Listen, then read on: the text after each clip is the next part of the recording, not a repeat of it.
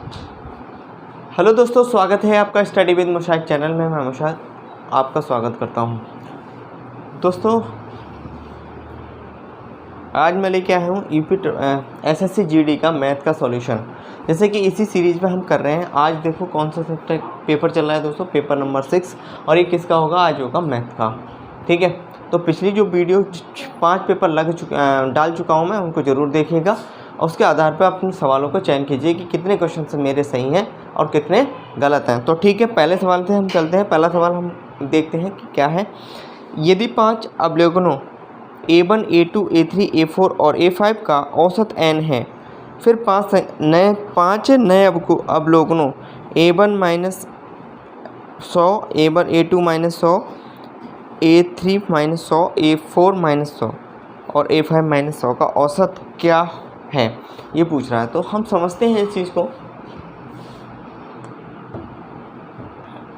हम समझते हैं। सवाल ये कह रहा है कि 5 संख्याएं जो A1 A2 हैं, A1 plus A2 plus A3 plus A4 plus A5, इनका औसत दोस्तों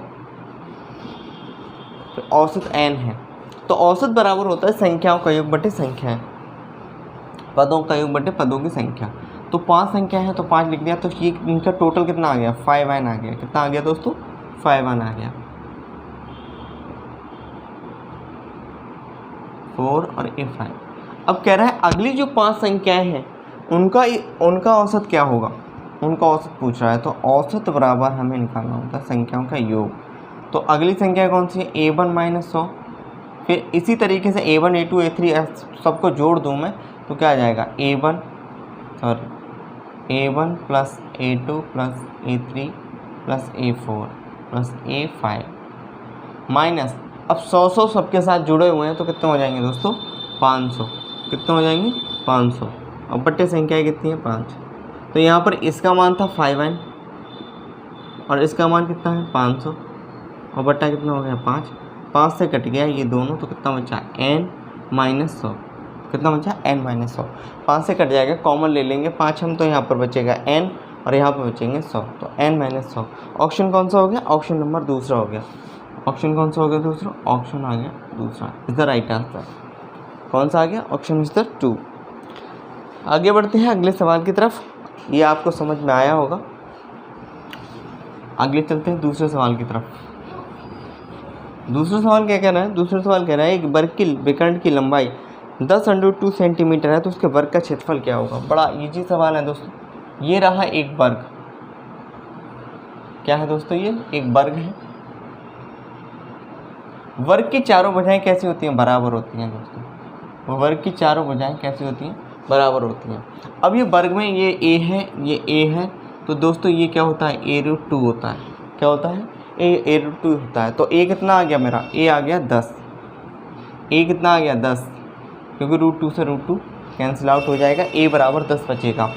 a बराबर 10 आ गया। तो मुझे क्या निकालना है दोस्तों? मुझे निकालना है कि वर्ग का क्षेत्रफल क्या होगा। वर्ग का क्षेत्रफल होता है भुजा का स्क्वायर। क्या होता है? भुजा का स्क्वायर होता है। तो 10 का स्क्वायर कितना हो गया? 100। तो क्या हो गया? 100 हो गया। ये आ गया option number 2 is the right answer. Option number कौन सा है? दूसरा इज़ द सही उत्तर है। ठीक, आसान सवाल है। आगे बढ़ते हैं तीसरे सवाल की तरफ।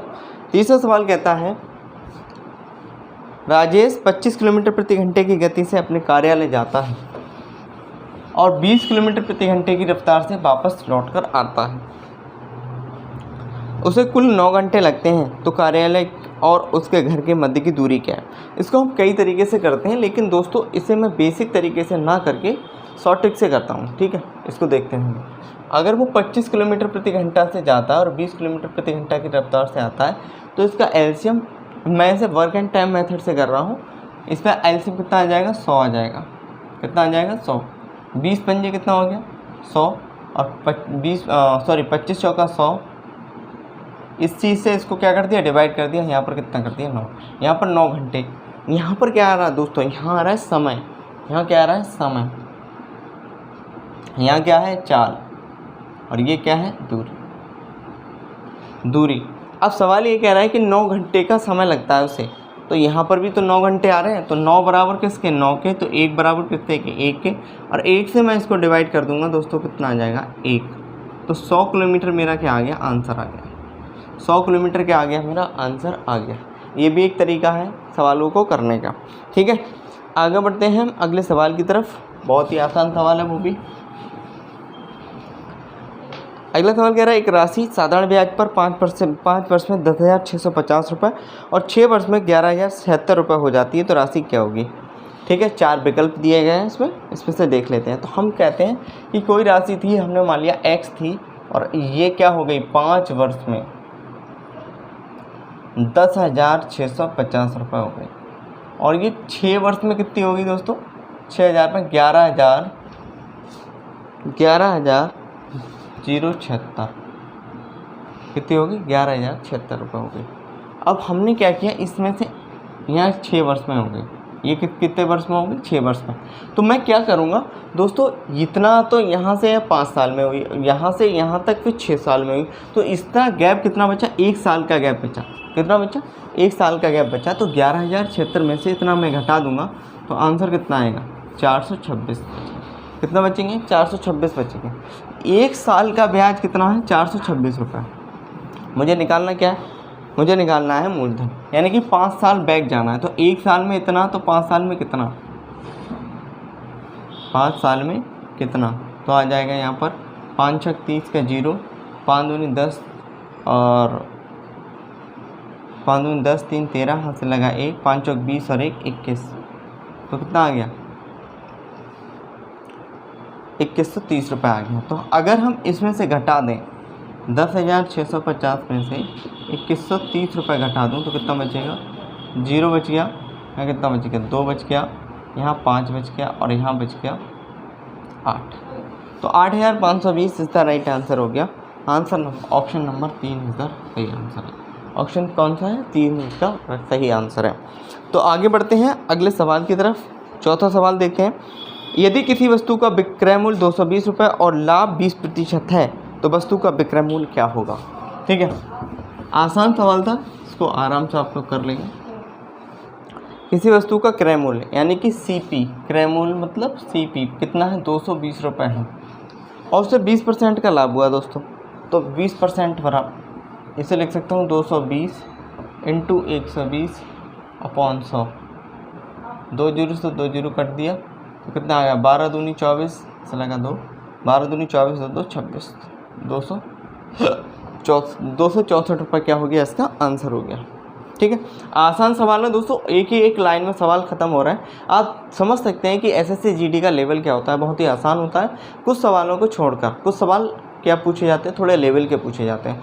तो इन वीडियो को देख देख के उन सवालों को हमें क्या करना है, कंठस्थ करना है। ये प्रीवियस ईयर के पेपर इसलिए तो कर लगाना ज़रूरी होता है, हमें एक पैटर्न और बेस मिलता है कि पिछले सालों में ये सवाल पूछे गए हैं, इस चैप्टर से पूछे गए हैं, तो उनको हम अच्छे से तैयार कर लें। ठीक है,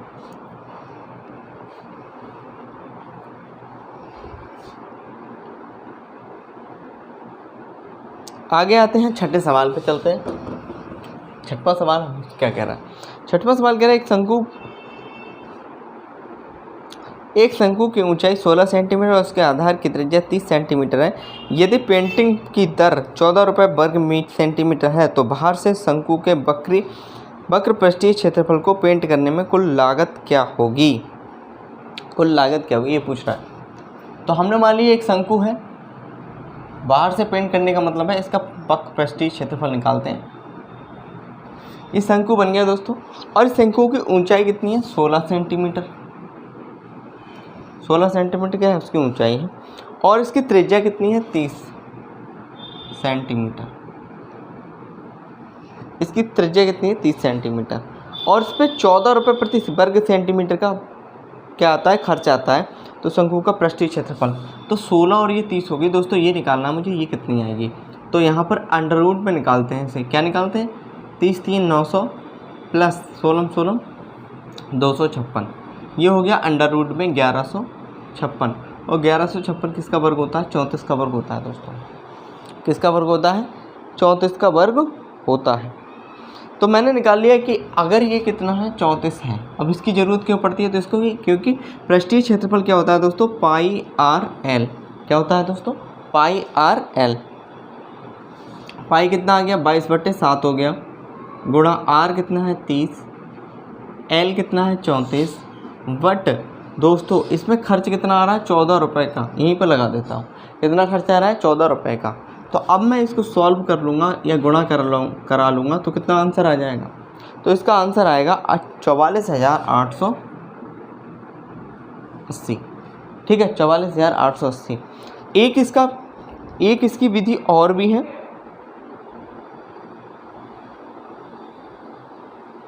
एक दूसरा हमें ये देखना है कि ये मल्टीपल किस चीज़ का है दोस्तों, ये 11 का मल्टीपल है। जो संख्या 11 से कट जाएगी, 4 ऑप्शन दिए होंगे, जो संख्या 11 से कट जाएगी वही हमारा विकल्प होगा। तो 11 चौक 44, 11 अट्ठे 88। ठीक है, 11 चौक 44, 11 अट्ठे 88, ये भी हमारा आंसर हो गया। 11 और 7 का रूल लगाते हैं। अगर किसी संख्या में 7 से मल्टीप्लाई हो रही है तो वह संख्या मतलब जो भी क्षेत्रफल आएगा, पाई का मतलब क्या होता है, पाई का मान होता है 22/7। इसमें किस किस का मल्टीप्लाई है, 11 का। तो 11 का मल्टीप्लाई है, तो 11 से हम संख्या को डिवाइड करके देखते हैं। अगर वह संख्या अगर डिवाइड हो जाती है 11 से तो वह उसका आंसर होगा, केवल त्रिज्या को छोड़कर।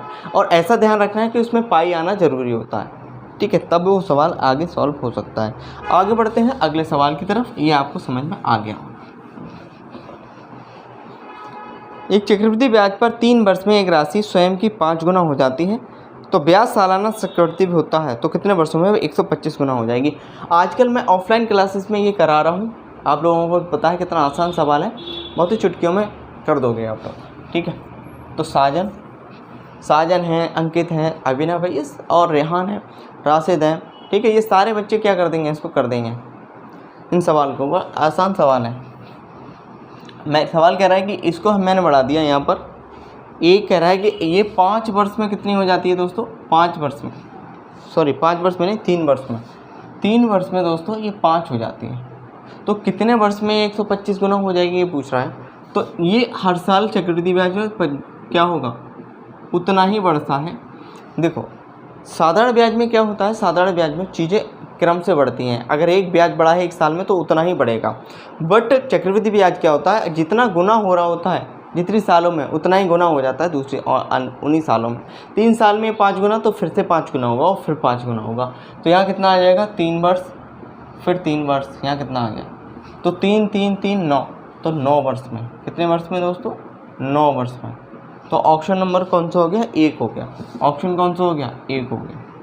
ठीक है, दूसरा तरीका इसका और भी है, ये है यहाँ पर 5 हो गया और यहाँ पर 125 हो गया, 125 हो गया।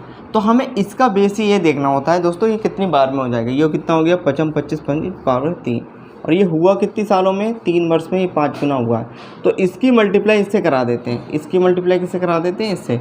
तो 3 3 जा 9, तो 9 वर्ष, ये भी आंसर आ गया।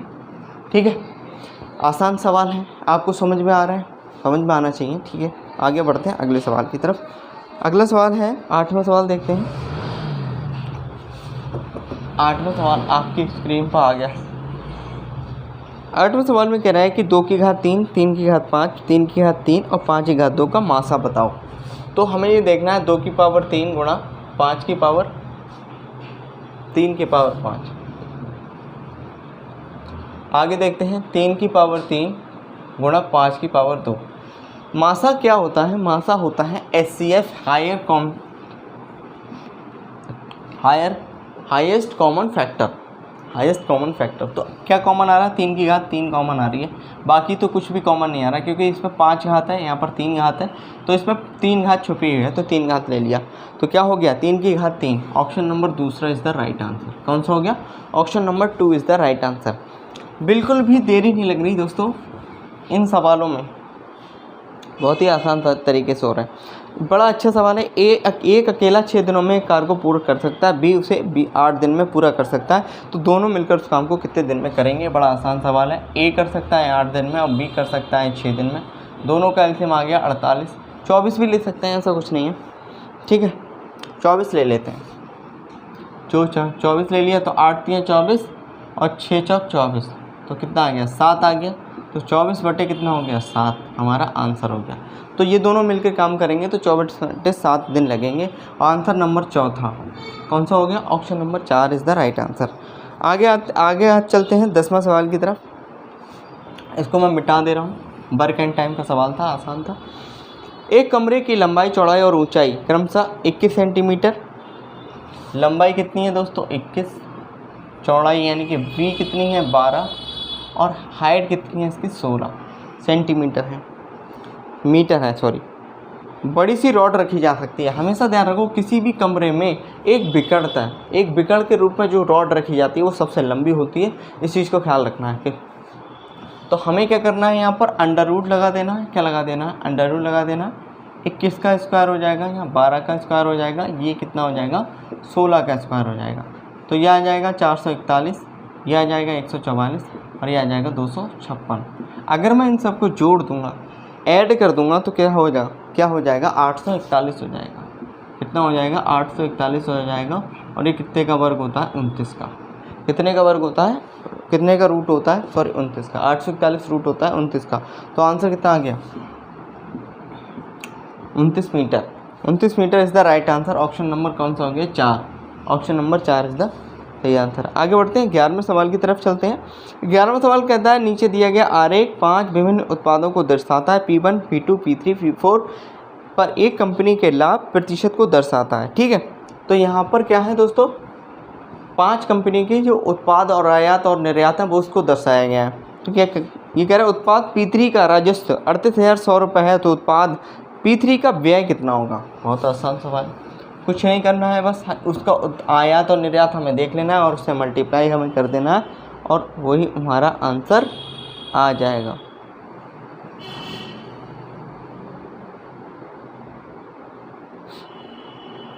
तो हमने देखा लाभ कितना हो रहा है, उसमें लाभ हो रहा है दोस्तों, लाभ तो दिखाई दे रहा है। लाभ प्रतिशत बराबर होता है राजस्व माइनस व्यय, राजस्व माइनस व्यय अपॉन व्यय इंटू 100। ये कितना आ गया 27। कितना आ गया दोस्तों 27। अब यहाँ कितना आ गया 38,100 माइनस व्यय हमें दिया नहीं गया तो हम मान लेते हैं, लेट कर लिया हमने 22 है इंटू 100। अब मैं क्या करूँगा, इसको यहाँ से पहुँचा दूँगा, ये 27 बाई हो जाएगा और ये कितना हो जाएगा, इसमें 2 जीरो और बढ़ जाएंगे और ये आ गया 100 बाई। इसको इधर ले आए तो कितना हो गया 127 बाई और ये आ गया 38100। ठीक है, अगर मैं इससे इसको काटूंगा तो कितने टाइम में कट जाएगा 3 टाइम में कट जाएगा, क्योंकि 3 सत्ते 21 होते हैं। ठीक है, बचे 2, 3 दूनी 6, 8 हो गए और 3 कम 3, ये 30,000 बचा। कितना बचा 30,000। 30,000 क्या हो गया, इसका आंसर हो गया ऑप्शन नंबर कौन सा हो गया, option number 1 is the right answer. Option कौन सा आ गया, option 1 is the right answer.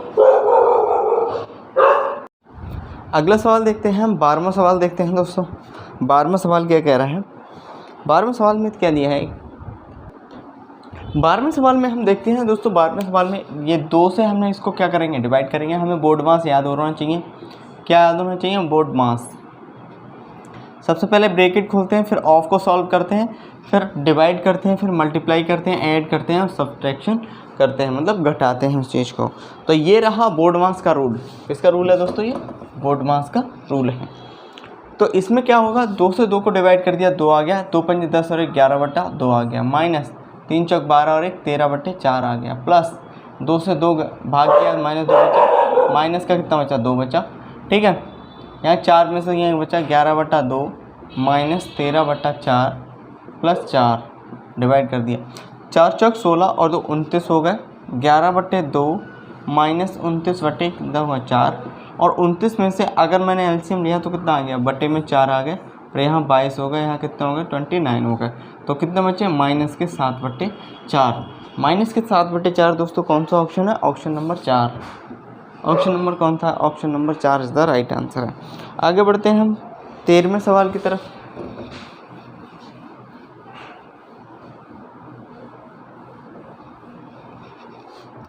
सवाल, यदि सोनू 20 मीटर प्रति सेकंड की गति से कार चला रहा है तो कितने समय में 936 किलोमीटर की दूरी तय करेगा। 936 किलोमीटर से जाना है दोस्तों और कितने समय में 20 मीटर प्रति सेकंड से चला रहा है, तो मैं इसे कर लूँगा 18/5 से मल्टीप्लाई। जब किलोमीटर प्रति घंटा में किसी चीज़ को बदलना होता है तो 18/5 से गुणा करते हैं, और जब हम किलोमीटर प्रति घंटा में चीज़ होती है और मीटर प्रति सेकंड में बदलते हैं तो 5/18 से करते हैं। तो यहाँ कितना आ जाएगा, 5 चौक 20, यहाँ कितना 18 चौक 72, तो 936/72 हो गया।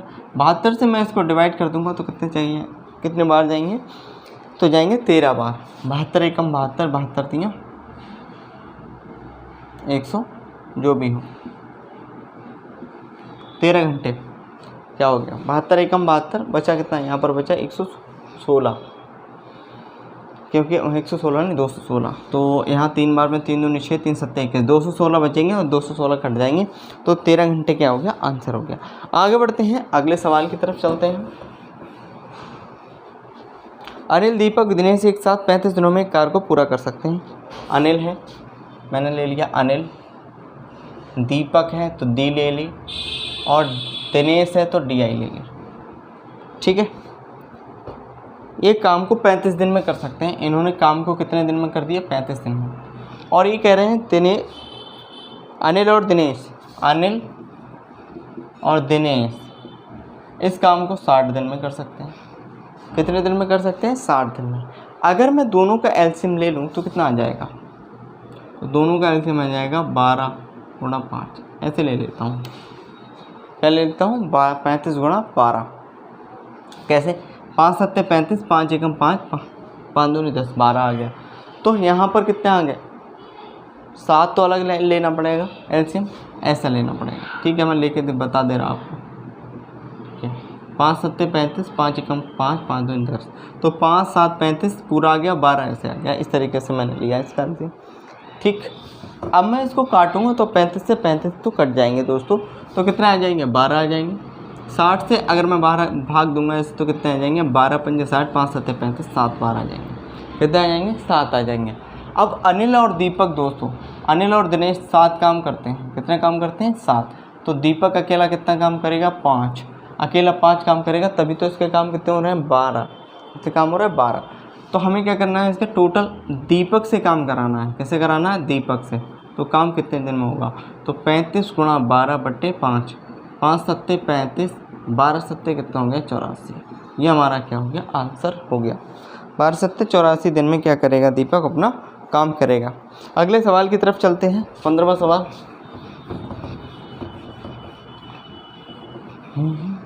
सवाल बहुत ही आसान तरीके से सॉल्व हो रहे हैं, इनको आप करते जाइएगा और लगाते जाइए। नीचे दिए गए दंड आरेख में 7 प्रकार की विभिन्न मिठाई S1 S2 S7 दिए गए हैं। बनाई गई चीनी की मात्रा को दर्शाया गया है, जिसे मिठाई की कुल वजन के प्रतिशत के रूप में दर्शाया गया है। मिठाई S4 कुल वजन 150 किलोग्राम है। मिठाई S4 के उपयोग की गई चीनी की मात्रा क्या है, तो कितनी है, 18% ही तो है, 18% है।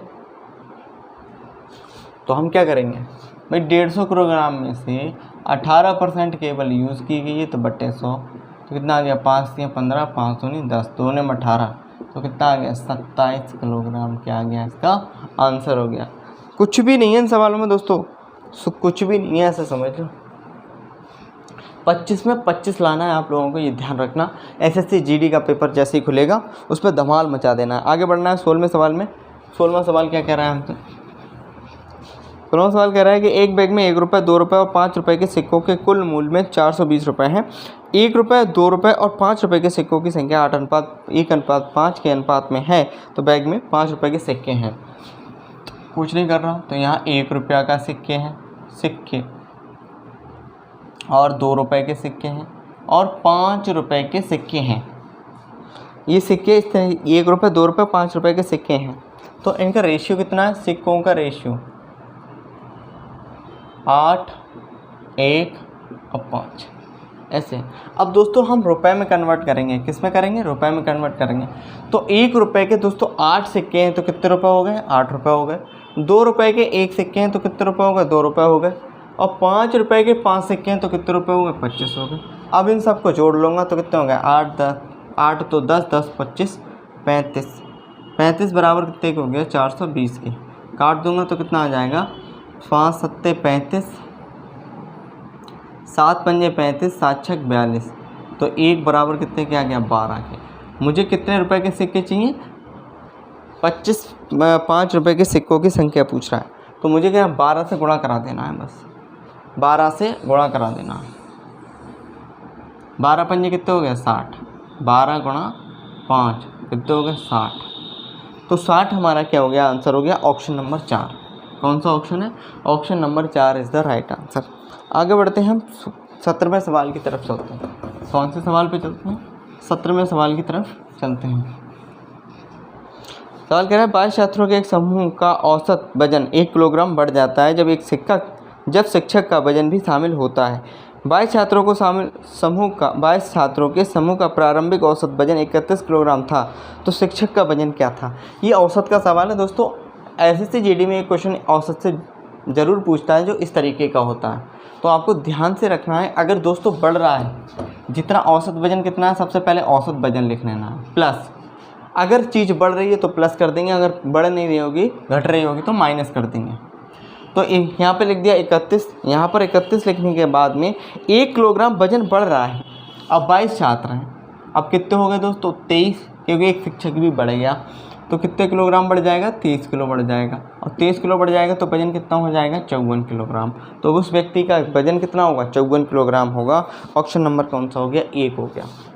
सिर्फ इतनी ही देर लगानी है आप लोगों को भी पेपर में सॉल्व करते हुए, बहुत ही आसान तरीके से सवाल को उड़ा देना है। 18वें सवाल पे आ जाते हैं। ये अनुपात समानुपात का, इसको आराम से लिख लीजिए। 31 किलोग्राम औसत वजन था, 23 लोग हो गए, 22 लोग थे, एक शिक्षक आ गया, 23 लोग हो गए और 1 किलोग्राम उनका वजन बढ़ गया।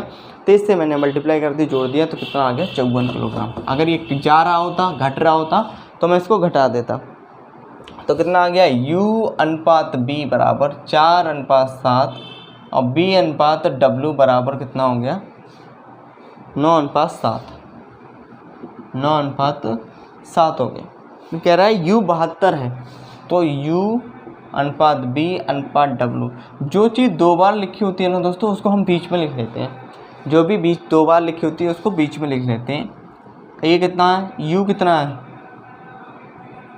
U 4 है, B कितना है? 7 है, 9 है और ये 7 है। देखो B अगर दूसरी बार में काउंटेबिलिटी है तो यहाँ लिख देंगे और इसको यहाँ लिख देंगे। ये कितना हो गया? 9 चौक 36 हो गया, 7 में 63 हो गया, 7 7 49 हो गया। पूछ क्या रहा है? पूछ रहा है कि W का मान क्या होगा जब U का मान 72 है। तो U का मान 36 है, यहाँ 2 से गुणा कराऊंगा तभी तो 72 होगा। तो इसका मान कितना है? W का मान 49 है, इसकी 2 से मल्टीप्लाई कराऊंगा तो कितना आ जाएगा? 98। जो काम एक के साथ हो रहा होता है दोस्तों, वो काम सभी के साथ होता है, ये ध्यान रखना, ठीक है। आज इस कुत्तों ने क्या हो गया है यार, ये तो बहुत आवाज़ निकालना है, कोई बात नहीं। हाँ, अब हम कंटिन्यू करते हैं। तो कितना आ गया? 98 इसका आंसर आ गया। ऑप्शन नंबर क्या हो गया? ए। 1 इसका सही आंसर हो गया। ऑप्शन नंबर 1 इसका सही आंसर हो गया। आगे बढ़ते हैं 19वें सवाल की तरफ।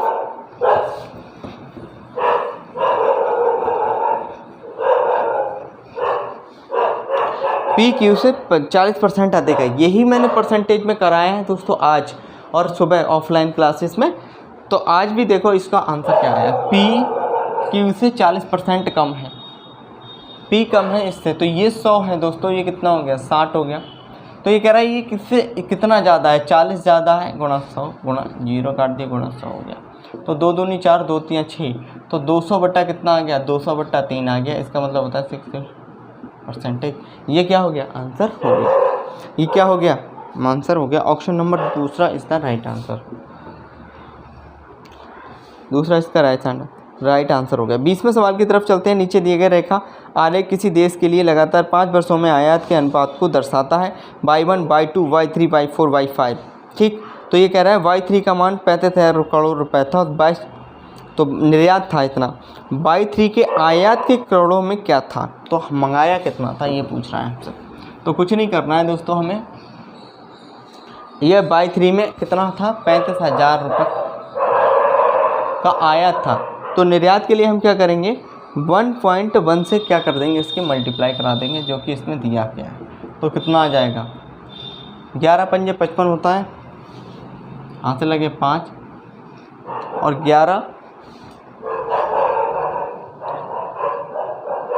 33 और 5 38, तो 38,500 क्या आ गया? इसका आंसर हो गया। 38,500 क्या हो गया, इसका आंसर हो गया।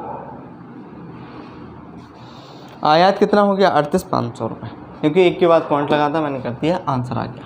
बहुत ही आसान सवाल आते हैं दोस्तों, कुछ भी नहीं है इन सवालों में। आगे बढ़ते हैं 21वें सवाल की तरफ। 15% की छूट देने के बाद एक वस्तु को 4,770 रुपये में बेचा जाता है, तो लेख का अंकित मूल्य क्या था। हमारा अंकित मूल्य तो 100 था, और 100 में से 15% मैंने कम कर दिया, तो कितना हो गया, 85 हो गया। इसका मतलब 85 बराबर 4,770। तो इससे अगर मैं इसको डिवाइड कर दूंगा तो कितना बार आ जाएगा, तो आ जाएगा अपॉन 100। 5 एकम 17 आ गया, यहाँ कितना आ गया, 20 आ गया। 17 से मैं इसको डिवाइड कर दूंगा तो 17 एकम 17 दूनी 34, बचे कितने, 107। 17 अट्ठे एक आ गया, तो यहाँ कितना आ गया, 281। 2 एकम 2, 2 अट्ठे 16, 4 और 520, तो 5,620 इसका सही आंसर हो गया। ऑप्शन नंबर कौन सा है, 1 हो गया। कुछ नहीं किया मैंने, इससे इसको डिवाइड कर दिया है, और यह ऊपर नीचे डिवाइड कर दो, आंसर आ जाएगा। क्या हो जाएगा, आंसर आ जाएगा। आगे बढ़ते हैं, 22वें सवाल की तरफ चलते हैं। ये क्या, सरलीकरण का क्वेश्चन है। किसका क्वेश्चन है दोस्तों, सरलीकरण का क्वेश्चन है, ठीक है। 10वां सवाल है, 10 सही 1/3, कितना है, 10 सही 1/3 भाग 5/3 इंटू 10 + 14 -3 -5। ठीक, ये सवाल कह रहा है। ये सवाल में हमें कुछ नहीं करना है। सबसे पहले 10 × 30 और 1 31/3 लिख दूंगा, इंटू में चेंज कर दूंगा तो कितना हो जाएगा, 5/3। जब गुणा में संख्या चेंज होती है, यहाँ पर आ गया, मैं यहाँ कर 10 लिख दूंगा, 10 का कितना हो जाएगा, 14/3 हो जाएगा, और ये कितना हो गया, -1 हो गया। इसके नीचे 1 मान लिया। अब अंदर की इस वाली ब्रैकेट को अगर मैं सॉल्व करता हूँ, फिर मेरा काम बन गया, तो कर देता हूँ। इसके नीचे 1 मान लेता हूँ। 10 × 30, 30 और 14 कितने होते हैं, 44। 30 14 44 में से 1 गया तो 43, तो 31/3 गुणा 5/3 गुणा, यहाँ कितना हो गया, 43/3, सॉरी उल्टा लिख गया, ये 3/5 उल्टा हो गया ना, ये कितना हो गया, 3/5। इस 3 से इस 3 को काट दिया, बाकी मैंने इसकी मल्टीप्लाई करा दी, तो कितना आ जाएगा, इसका आंसर आ जाएगा। जब ये सॉल्व करेंगे आप, 44 सही 11/15, 44 सही 11/15 इज़ द राइट आंसर। क्या हो गया, 44/15 इसका सही उत्तर हो गया। आगे चलते हैं अगले सवाल की तरफ। अगला सवाल कह रहा है, 2 वस्तुओं की कीमत क्रमशः 3:2 के अनुपात में है। पहली वस्तु की कीमत में 40% की वृद्धि हुई है और दूसरी वस्तु की कीमत में x% की कमी हुई है। यदि दोनों वस्तुओं की कीमत का नया अनुपात क्रमशः 7:3 है, तो x का मान क्या होगा, x का मान क्या होगा। कुछ नहीं करना है, सवालों में ही करना है दोस्तों। तो अनुपात दिया होता है, अगर 2 अनुपात दिए रहते हैं तो हम उसको चेंज कर लेते हैं। 30 अनुपात कितना कर दूंगा, 20 कर दूंगा मैं। आज इन कुत्तों को क्या हो गया यार, ये तो आज इस सवाल को करते हैं। देखो, ये सवाल कह रहा है कि 40% की वृद्धि कर दी इसमें, तो मैं दोस्तों 40% की इसमें वृद्धि कर दूंगा तो कितना हो जाएगा, 14 × 42, 30 × 40/100। और ये कह रहा है इसमें कुछ ना कुछ कमी की गई है, तो मैं सबसे पहले इसको देखता हूँ। 14 × 42 हो गया होगा, ये कितना हो गया, ये 42 हो गया। अब दोस्तों कह रहा है ये कम कर दिया मैंने, तो इनका रेशियो कितना हो गया, 7:3 हो गया। कितना हो गया, 7:3 हो गया। अब ध्यान समझना, अगर मैं यहाँ पर 7 × 6 = 42 करता हूँ, क्योंकि 7 से ये डिवाइड होगा, तो यहाँ पर भी सेम पैटर्न से ये डिवाइड हो जाएगा। 3 × 6 कितना हो जाएगा, 18। और ये 20 से कितना कम होगा तब 18 आएगा। दोस्तों 20 है तो 10% कम कर दूंगा। कितना कम कर दूंगा, 10% अगर मैं कम कर दूंगा तो ये 20 कितना हो जाएगा, 2 कम हो जाएगा। क्योंकि 20 × 10/100, 2 0 से 2 0, 2 घट जाएंगे तो कितना आएगा, 20। तो इसका आंसर कितना हो गया, 10% क्या कर देना चाहिए, इसको कम कर देना चाहिए। ऑप्शन नंबर क्या हो गया, चौथा इसका सही आंसर हो गया। चौथा क्या हो गया, इसका सही आंसर हो गया। ठीक है, आगे बढ़ते हैं। इसको करने के तरीके बहुत सारे हैं, बहुत आसान सवाल हैं, तो कैसे भी कर लो। आगे बढ़ते हैं। आगे कह रहा है गेंदबाज है 15 मैचों में 0, 3, 2, 1, 5, 3, 4, 5, 5, 2, 2, 0, 0, 1, 1, 2 के विकेट लिए हैं। दी गई जानकारी के बहुलक हैं। अब बहुलक निकालने के लिए हमें कुछ नहीं करना पड़ता है, जो संख्या सबसे ज़्यादा बार आती है उसको देख लेते हैं। इसमें क्या आ रही है, 2 सबसे ज़्यादा आ रही है। इसका मतलब ऑप्शन नंबर 3 क्या हो गया, इसका सही आंसर हो गया। ऑप्शन नंबर 3 इसका सही आंसर हो गया। आगे बढ़ते हैं, लास्ट सवाल है जो 25वां। 25 में कह रहा है मनीष ने 225 रुपये प्रति पुस्तक की दर से पुस्तकें खरीदी और उन्हें 165 रुपये प्रति पुस्तक की दर से बेचा। 7 पुस्तकें बेचने पर कितनी हानि हुई? तो बिल्कुल सही बात है, एक पुस्तक उसने खरीदी कितने में, खरीदी 225 रुपये में और बेची कितने में दोस्तों, 162 रुपये में। तो हानि कितनी होगी दोस्तों, हानि होगी 3 रुपये और यहाँ पर कितने बचे, 12 में 6, 63 रुपये की हानि होगी एक पुस्तक पर। तो 7 पर कितनी होगी दोस्तों, 7 पर कितनी होगी, 7 3 21, हाथ से लगा 2, 7 6 42 और 2 44, 441 रुपये की हानि होगी। ऑप्शन नंबर क्या हो गया, 1 हो गया। ठीक है दोस्तों, आज के 25 सवाल एक समाप्त होते हैं। आपको ये वीडियो कैसी लगी मुझे ज़रूर बताना और अपने दोस्तों में ज़रूर शेयर करना। ठीक है, अपना स्कोर कमेंट में ज़रूर बताना कि सर मेरा इतना स्कोर लगा इस वाले पेपर में। ठीक है, आगे मैं फिर से रीजनिंग या मैथ का पेपर लेके फिर से हाजिर होऊंगा। फिर तब तक के लिए थैंक्स।